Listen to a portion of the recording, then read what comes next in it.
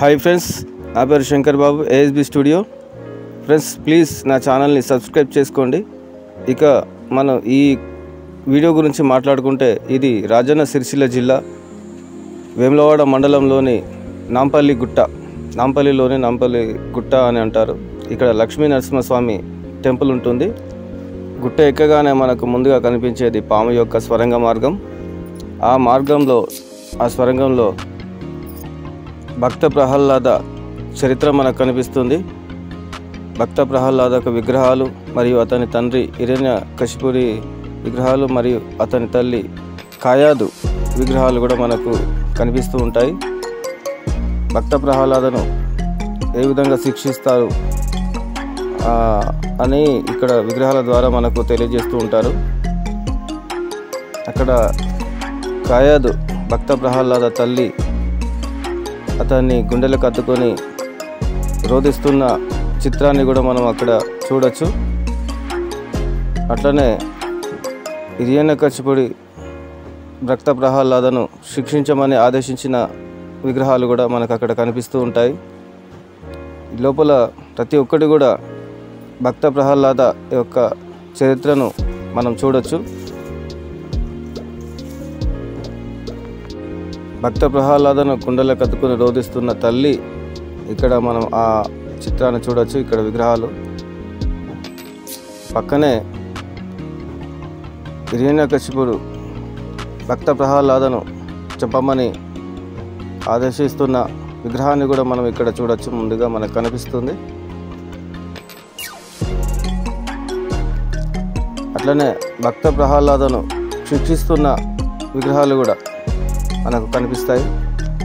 ఇంకా లోపలికి పోతే హిరణ్యకశిపుడిని లక్ష్మీ నరసింహస్వామి వధించడం ఇక్కడ మనకు చాలా పెద్ద ఎత్తున విగ్రహం కనిపిస్తుంది. లక్ష్మీ నరసింహస్వామి విగ్రహం. ఇక మనం లక్ష్మీ నరసింహస్వామి అస్సలు గుడికి పోదాం. అది దాదాపు ఇక్కడ నుంచి 500 మీటర్ దూరంలో, ఇంకా చాలా ఎత్తులో ఇక్కడ ఉంటుంది. ఇక్కడ నుంచి చూస్తే వేములవాడ మొత్తం మనకు కనిపిస్తుంది. ఇది చాలా ఎత్తులో, చాలా పెద్ద గుట్ట పైన ఈ గుడి ఉంది. ఇది కరీంనగర్ నుంచి వేములవాడ వెళ్ళే దారిలో పక్కనే నాంపల్లి ఊర్లో నాంపల్లి గుట్ట ఉంటుంది.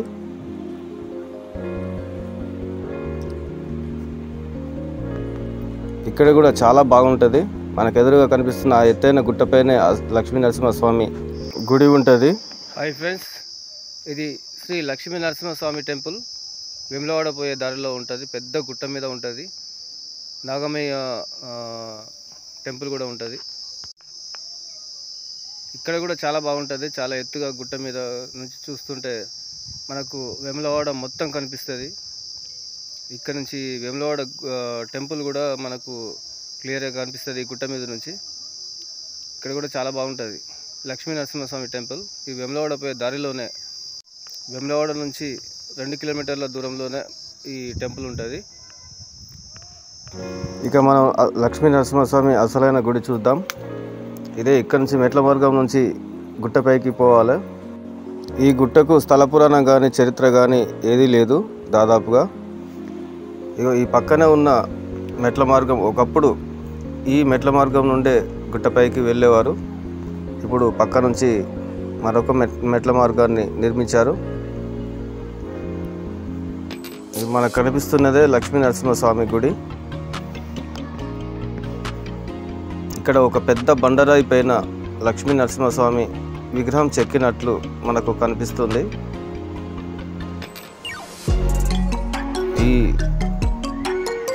ఈ గుట్టపైకి చాలామంది భక్తులు వస్తూ ఉంటారు.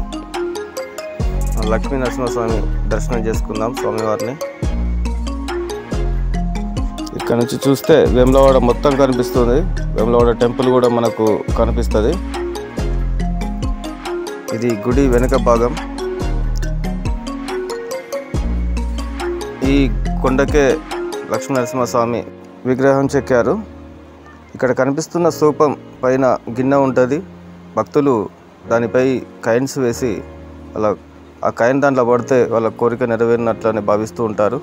ఈ కొండ సింహం ఆకారంలో ఉంటుందని ఇక్కడ స్థానికులు చెప్తూ ఉంటారు. ఇక్కడ మనకు కనిపిస్తున్న అమ్మాయి మోకాళ్ళపై మెట్లెక్కుతూ తన భక్తిని చాటుకుంటుంది.